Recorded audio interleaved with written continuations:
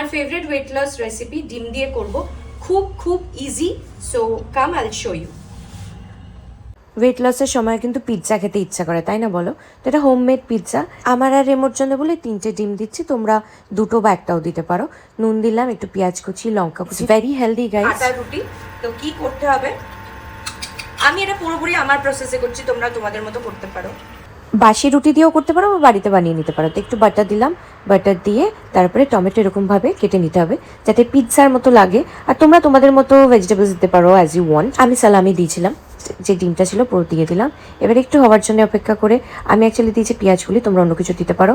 রুটিটা দেখো যেহেতু সাইজে ছোট হয়েছে, তো আমি আরেকটা রুটি থেকে কেটে সাইডগুলো কাভার আপ করে দিলাম। এবার ফ্লিপটা রেমো ছাড়া জাস্ট ইম্পসিবল। যাই হোক, দেখো লুকটা খুব সুন্দর হয়েছে। অ্যালাপিনোসও দিতে পারো, মানে যে যেরকম ভাবে সাজাতে তো পারে। রেমো আমাকে উল্টে দিতে সাহায্য করলো, উইচ ওয়াজ সো ডিফিকাল্ট। মানে আমি পারতাম না, ট্রাস্ট মি, আমার দ্বারা এটা উল্টানোটা হতো না। আর যখন ওয়েট লস চলে, একঘেয়ে খাবার তো ভালো লাগে না, তোমরা জানোই।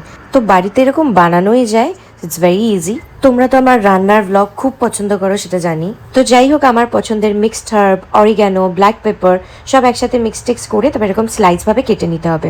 তোমরা চিজ দিতে পারো, চিজ বলে ফ্যাট, বাট ঠিক আছে, একটু টেস্টের জন্য দিতে পারো। গরম ছিল বলে দেখো গলে গেছে। একটু চিলি ফ্লেক্স, একটু নুন ছড়িয়ে, that's it, homemade pizza ready.